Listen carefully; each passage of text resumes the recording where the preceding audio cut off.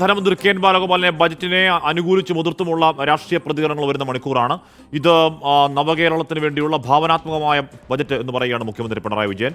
പൊള്ളയായ ബജറ്റാണ്, പറയുന്നത് അത്രയും കാപട്യമാണ് എന്ന് പറയുകയാണ് പ്രതിപക്ഷ നേതാവ് വി ഡി സതീശൻ. അങ്ങനെ അനുകൂലിച്ച് എതിർത്തുമുള്ള രാഷ്ട്രീയ പ്രതികരണം വരുന്നു. അതിനിടയിൽ തിരുവനന്തപുരം സെക്രട്ടേറിയറ്റിന് മുന്നിൽ ഇപ്പോൾ ബജറ്റ് കത്തിച്ചൊരു പ്രതിഷേധം നടക്കുന്നുണ്ട്.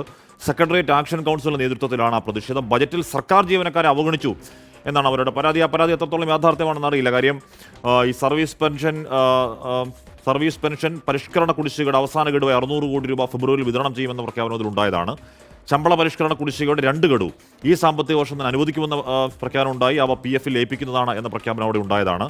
ജീവനക്കാരുടെ DA കുടിശ്ശികയുടെ 2 ഗഡുക്കൾ ലോക്ക് ഇൻ പീരീഡ് നടപ്പ് സാമ്പത്തിക വർഷത്തിൽ ഒഴിവാക്കി നൽകുന്നു എന്നടക്കമുള്ള പ്രഖ്യാപനങ്ങൾ ഈ പറയുന്ന ബജറ്റിൽ ഉണ്ടായതാണ്. നമുക്കറിയാം സാമ്പത്തിക ധനകാര്യ ഞെരുക്കത്തിൽ നിന്ന് പുറത്തു വന്നു എന്നൊക്കെ ധനമന്ത്രി കെ എൻ ബാലഗോപാൽ അവകാശവാദം ഉന്നയിക്കുമ്പോൾ തന്നെ ആ ബജറ്റിൽ തന്നെ എന്ന അവകാശവാദം ഉന്നയിച്ച് തുടർന്നു വരുന്ന കാര്യങ്ങളിൽ തന്നെ എത്രത്തോളം നമ്മൾ ആ ഞെരുക്കത്തിൽ നിന്ന് അതിജീവിച്ചു എന്ന കാര്യം സംശയമുണ്ട്. അപ്പോൾ ആ അവസ്ഥയിലും സർക്കാർ ജീവനക്കാരെ പരമാവധി പരിഗണിക്കാൻ ശ്രമിച്ചിട്ടുണ്ട് ധനമന്ത്രി. എന്നിട്ടും ജീവനക്കാരെ അവഗണിച്ചു എന്ന് പറഞ്ഞുകൊണ്ട് ബജറ്റ് കത്തിക്കുന്നത് എന്തുകൊണ്ടാണെന്ന് മനസ്സിലാവുന്നില്ല. ക്രിസ്റ്റീന, സർക്കാർ ജീവനക്കാരുടെ ഈ പരിഭവത്തിൽ വലിയ കഥയുണ്ടോ ഈ പ്രഖ്യാപനങ്ങൾ നമ്മൾ കാണുമ്പോൾ? കാശ്മീർ, എനിക്ക് തോന്നുന്നു അവരുടെ ആവശ്യങ്ങൾ എന്തായാലും പൂർണ്ണമായും പരിഗണിക്കപ്പെട്ടിട്ടില്ല. കാരണം ഈ പറയുന്ന ശമ്പള കമ്മീഷൻ പരിഷ്കരണം അങ്ങനെയൊന്നും വന്നിട്ടില്ല. പക്ഷേ ഈ ബജറ്റിൽ എന്തെങ്കിലും മുണ്ടു മുറുക്കി ഉടുത്തുകൊണ്ട് ധനകാര്യമന്ത്രി കെ എൻ ബാലഗോപാൽ അവതരിപ്പിച്ച ഈ ബജറ്റിൽ ആകെ ചേർത്ത് പിടിക്കാൻ ശ്രമിച്ചവരിൽ ഒരു വിഭാഗം സർക്കാർ ജീവനക്കാരാണ്. ഏറെക്കുറെ കൂടുതൽ പ്രഖ്യാപനങ്ങൾക്കും ഈ ഹാഷ്മി പറഞ്ഞ പോലെ തന്നെ അവർക്ക് അനുകൂലമായിട്ടുള്ളതായിരുന്നു. സർക്കാർ ജീവനക്കാർക്കും പെൻഷൻകാർക്കും ദിവസ വേതനക്കാർക്കും ഒക്കെ അനുകൂലമായിട്ടുള്ളതാണ്.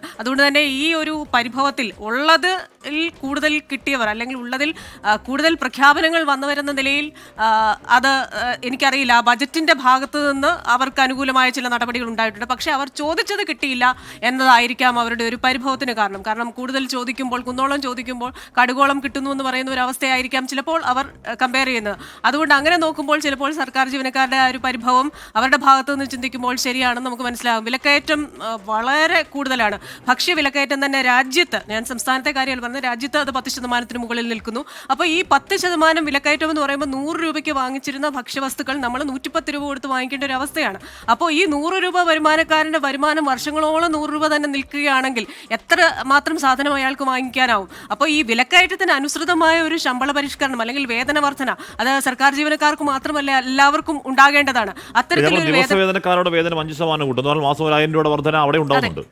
ഞാൻ പറയുന്നത് ഇപ്പൊ തെരഞ്ഞെടുപ്പ് കണക്കിലെടുത്താണെങ്കിലും സർക്കാർ ജീവനക്കാരെ ചേർത്ത് നിർത്താനാണെങ്കിലും ഈ ബജറ്റിൽ എന്തെങ്കിലും കോൺക്രീറ്റ് പ്രഖ്യാപിച്ചിട്ടുണ്ടെങ്കിൽ സർക്കാർ ജീവനക്കാർക്ക് മാത്രമാണ്. അതെ അതെ, ഈ ബജറ്റിൽ ധനമന്ത്രി പറയുന്നത് പോലെ എന്തെങ്കിലുമൊക്കെ ഒന്ന് പ്രീണിപ്പിക്കാൻ ശ്രമം എന്ന് നമ്മൾ പറഞ്ഞാൽ ശരിയാണോ എന്ന് എനിക്കറിയില്ല. പക്ഷേ ഈ പറയുന്നത് പോലെ സർക്കാർ ജീവനക്കാർക്കും പെൻഷൻകാർക്കുമാണ് ഏറെക്കുറെ നല്ല പ്രഖ്യാപനങ്ങളൊക്കെ വന്നിരിക്കുന്നത്. അതുകൊണ്ട് തന്നെ ഈ പറയുന്നത് പോലെ അവരാവശ്യപ്പെട്ടത് കിട്ടിയില്ല എന്ന് പറഞ്ഞ് അവരുടെ പ്രതിഷേധമായിരിക്കാം ഇപ്പോൾ നടക്കുന്നതെന്ന് തോന്നുന്നു. ഹാഷ്മി, ദിവസവേതനക്കാരുടെ വേതനം 5% കൂട്ടുന്ന പ്രഖ്യാപനം അതിലുണ്ടായി.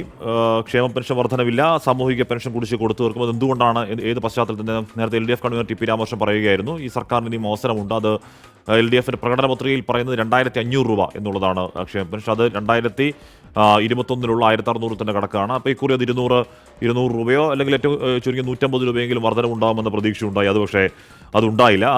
അത് നിലവിലെ സാമ്പത്തിക അവസ്ഥ വെച്ചിട്ടാണ് എന്ന് തന്നെ LDF convener T P Ramakrishnan പറയുകയാണ്.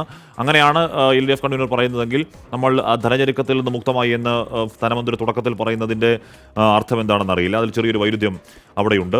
സർക്കാർ ജീവനക്കാർക്കും പെൻഷൻകാർക്കുമുള്ള 1 ഗഡു DA ഏപ്രിൽ തന്നെ നൽകുമെന്ന വലിയ പ്രഖ്യാപനം നടന്നു. ശരിയാണ്, ശമ്പള പരിഷ്കരണ കമ്മീഷൻ ഉണ്ടായില്ല എന്ന് പറയുന്നു. ഇപ്പോൾ ചോദിക്കുന്നത് എല്ലാം കൊടുക്കുക എന്ന് പറയുന്നത് സംസ്ഥാനത്തിൻ്റെ ധന അവസ്ഥയിൽ എന്തായാലും പ്രാക്ടിക്കൽ അല്ല. പക്ഷേ ചോദിച്ചത് അത്രയും കിട്ടിയില്ലെങ്കിൽ കൂടിയും കുന്നോളം ചോദിച്ചെങ്കിൽ കടുകുമണിയോളമെങ്കിലും കിട്ടിയെങ്കിൽ അത് വലിയ കാര്യമാണ്.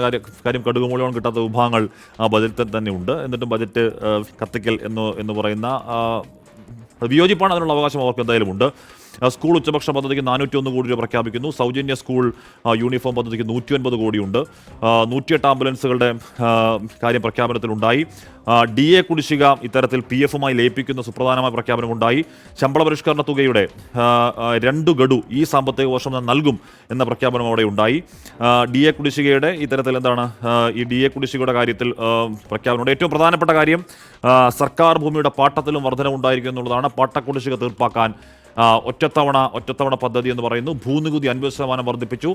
ഭൂനികുതി 50%-ന്റെ വർധനമാണ് ഈ ബജറ്റിൽ ഏറ്റവും പ്രധാനപ്പെട്ട, അല്ലെങ്കിൽ സർക്കാരിലേക്കുള്ള വരുമാന വരവിനുള്ള ഏറ്റവും പ്രധാനപ്പെട്ട പ്രഖ്യാപനം. അതുവഴി സർക്കാർ പ്രതീക്ഷിക്കുന്ന 100 കോടിയുടെ അധിക വരുമാനമാണ്.